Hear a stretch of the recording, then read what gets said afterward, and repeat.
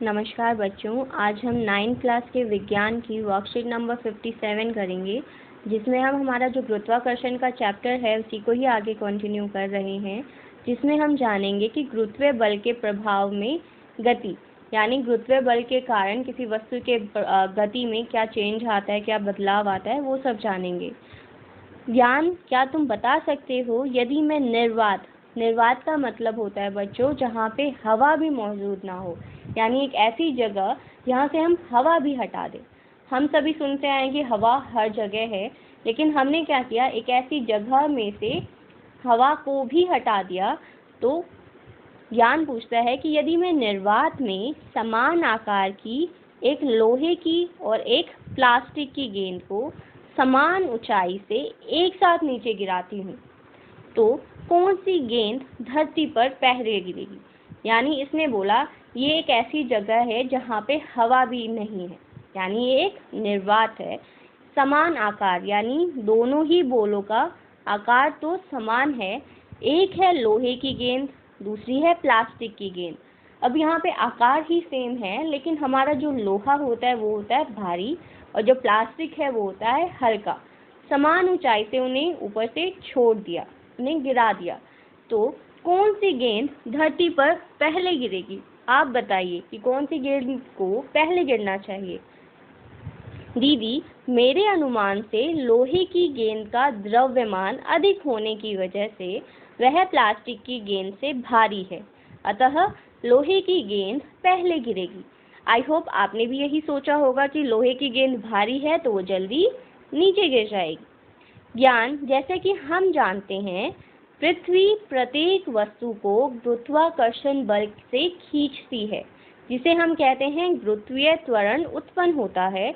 और गुरुत्वीय त्वरण, जिसे हम स्मॉल g से दर्शाते हैं, वो वस्तु के द्रव्यमान पर निर्भर नहीं करता है। इसलिए निर्वात में दोनों ही गेंदें एक साथ नीचे गिरेंगी। तो निर्वात में दोनों गेंदें ही नहीं परंतु कोई भी वस्तु एक ही दर से नीचे की ओर गिरेगी, क्योंकि हमने क्या किया, हमने उस जगह से हवा भी हटा दी। जब हवा के कण भी नहीं है तो वो किसी वस्तु पर प्रतिरोध उत्पन्न नहीं करेंगे, उसकी गति में रुकावट नहीं करेंगे, तो सारी वस्तुएं एक साथ ही नीचे की ओर गिरेंगी। यदि यह गतिविधि हम सामान्य स्थिति में, हमने लिया एक पंख और दूसरा लिया एक पत्थर, दोनों को एक ही साथ हमने ऊपर से नीचे फेंका, तो हमारा जो पत्थर है वो तो जल्दी ज़मीन पर गिरेगा और जो हमारा पंख है वो से नीचे गिरने में समय लगेगा। तो यहाँ हम सामान्य स्थिति की बात कर रहे हैं, हम यहाँ निर्वात की बात नहीं कर रहे। तो इस समय हमारे आसपास हवा है, तो उस हवा ने क्या है, इन पदार्थों पर भी प्रतिरोध लगाना शुरू कर दिया। तो धरती पर पत्थर का टुकड़ा पहले नीचे गिरेगा। ऐसा वायु के प्रतिरोध यानी रुकावट के कारण हुआ। पंख पर लगने वाला वायु का जो प्रतिरोध है पत्थर पर लगने वाले प्रतिरोध से अधिक था और पंख के गिरने की गति धीमी हो जाती है। कोई आपको अगर ज़्यादा ज़ोर से रोकेगा तो आपकी गति ज़्यादा धीमी होगी, जबकि हम पत्थर पर इसका बहुत ही कम प्रभाव पड़ता है। लेकिन यदि हम इसी गतिविधि को निर्वात में करें, जो हम अभी पढ़ा था कि निर्वात में हवा ही नहीं है, तो वो हवा के कण हमारे किसी भी वस्तु पर प्रतिरोध नहीं लगाएंगे, उसकी रुकावट नहीं करेंगे, तो वो एक समान गति से ही नीचे की तरफ बढ़ेंगे। तो वहाँ वायु न होने की वजह से दोनों ही वस्तु मुक्त पतन से एक ही दर यानी गुरुत्वीय त्वरण स्मॉल g से एक साथ नीचे गिरेंगी। धरती के फिर नेक्स्ट आपका बोला गया है, जब पत्थर को ऊपर उछाला जाता है तब हमारा जो गुरुत्वीय त्वरण यानी स्मॉल g है उसे हम -g लेते हैं, क्योंकि हमारा जो गुरुत्वाकर्षण बल की अगर हम बात करें, ये हमारी बॉल है, ये है हमारी धरती। अगर हम पत्थर को ऊपर की तरफ फेंकते हैं तो क्या कर रहे हैं, हम हमारे गुरुत्वाकर्षण बल के विपरीत दिशा में भेज रहे हैं। तो जब भी हम विपरीत दिशा की बात करते हैं तो वहाँ पर लगा दिया जाता है माइनस का चिन्ह। तो पत्थर ऊपर उछाला तो वहाँ पे g बन जाएगा -g, क्योंकि पत्थर की गति गुरुत्वाकर्षण बल के विपरीत है। तो माइनस क्या दिखा रहा है? माइनस हमें दिशा बता रहा है कि हमारे वस्तु की गति गुरुत्वाकर्षण बल के विपरीत है। लेकिन अगर पत्थर नीचे की तरफ गिरता है तो हमारा जो g है, गुरुत्वीय त्वरण है, वो प्लस यानी धनात्मक लिया जाएगा, क्योंकि अब पत्थर की गति गुरुत्वाकर्षण बल की दिशा में ही है। नेक्स्ट हमारा वर्कशीट में दिया गया है कि धरती के निकट की दूरी को हम धरती की त्रिज्या के बराबर ले सकते हैं, क्योंकि धरती का आकार बहुत बड़ा है। इसलिए g को भी धरती के निकट एक स्थिर माना जाता है।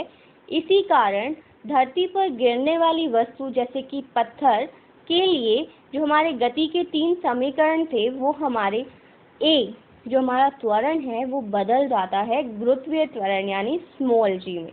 तो हमारे जो 3 समीकरण बनेंगे, जो हम गति के चैप्टर में हमने पढ़ा है कि v बराबर है u प्लस a t। तो यहाँ पे a को हमने हटा के क्या लिख दिया? Small g।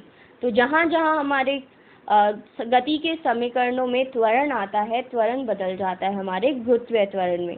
दूसरा समीकरण है s बराबर है ut plus half at square होता है, a की जगह हमने लिख दिया g। तीसरा 2as बराबर है v square minus u square.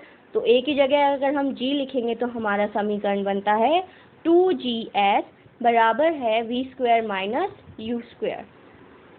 हमारे वर्कशीट के क्वेश्चन है। फर्स्ट क्वेश्चन कहता है कि कागज के टुकड़े और लोहे की मोटी कील को निर्वात में समान ऊंचाई से गिराने पर कौन पहले धरती पर पहुंचेगा? कारण स्पष्ट कीजिए। तो बच्चे क्वेश्चन को ध्यान से पढ़ना। सामान्य स्थिति पूछी गई है आपसे कि निर्वात में पूछा गया है। तो हमारा क्वेश्चन पूछ रहा है निर्वात में। तो निर्वात में चाहे कोई भी वस्तु हो, वो एक साथ ही ज़मीन पर गिरेगी। तो कागज़ का टुकड़ा और लोहे की मोटी कील दोनों ही एक साथ ज़मीन पर गिरेंगे, क्योंकि वो निर्वात में है। तो क्वेश्चन नंबर फर्स्ट का आंसर है कि कागज़ के टुकड़े और लोहे की मोटी कील को निर्वात में समान ऊंचाई से गिराने पर दोनों ही वस्तुएं मुक्त पतन के कारण एक ही दर से एक साथ नीचे गिरेंगी, क्योंकि निर्वात में वायु ही नहीं होती। जब वायु नहीं है तो वायु कोई भी प्रतिरोध उत्पन्न नहीं करेगा। क्वेश्चन नंबर 2 है हमारा, यदि हम किसी बॉल को ऊपर की तरफ उछालें तो हमारा जो गुरुत्वीय त्वरण है यानी स्मॉल g वो ऋणात्मक यानी माइनस क्यों लिया जाता है? तो हमने पढ़ा कि माइनस लेने का कारण है कि हमारी जो वस्तु की गति है वो गति की दिशा हमारे गुरुत्वाकर्षण बल के विपरीत दिशा में है। इसलिए हमारा जो स्मॉल g है वो बदल जाता है कैप माइनस यानी ऋणात्मक में। जब बॉल को ऊपर की ओर उछाला जाता है तो बॉल की गति गुरुत्वाकर्षण बल के विपरीत होती है, इसलिए हमारा g बन जाता है -g। क्वेश्चन नंबर 3 कहता है, सामान्य परिस्थिति में विभिन्न वस्तुओं को समान ऊंचाई से गिराने पर वह समान समय पर नीचे क्यों नहीं गिरती? तो कारण है हमारा वायु के द्वारा लगने वाला प्रतिरोध। तो क्वेश्चन नंबर 3 का आंसर है कि वायु के प्रतिरोध यानी उसके विरोध या उसके रुकावट के कारण विभिन्न वस्तुओं को समान ऊंचाई से गिराने पर समान समय में भी नीचे नहीं गिरती हैं। वहीं अगर हम क्वेश्चन नंबर 4 जो हमारा लास्ट है कि गति के तीनों ही समीकरणों में त्वरण जो हमारा है स्मॉल a को गुरुत्वीय त्वरण में बदल दे तो हमारे गति के समीकरण क्या बनेंगे? तो हमारे 3 समीकरण बनेंगे। स्मॉल v बराबर है u plus G T, s बराबर है small u small t plus half g into t का स्क्वायर यानी वर्ग, और तीसरा समीकरण बनेगा 2gs बराबर है v square minus u square. I hope आपको ये वर्कशीट अच्छे से समझ आ गई होगी। Thank you.